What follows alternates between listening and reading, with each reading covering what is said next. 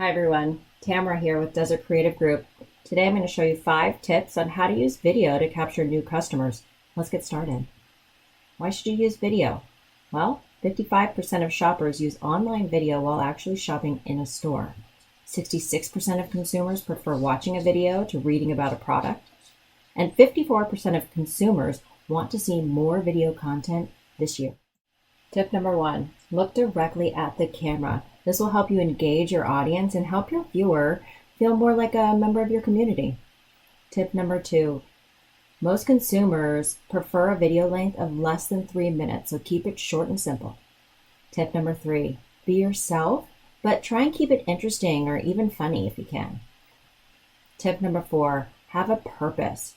So what do you want your viewer to know? You can answer a commonly asked question, show behind the scenes moment, figure out what you want to say. Don't forget the call to action. That's tip number 5. Ask them to schedule a call. Visit your website. Comment below. Let's recap. 5 tips on how to use video to capture new customers. Number 1, look directly at the camera. Number 2, keep it short and simple. 3, be yourself. 4, have a purpose. 5, don't forget that call to action. That's it for today. For these and other tips, please visit desertcreativegroup.com.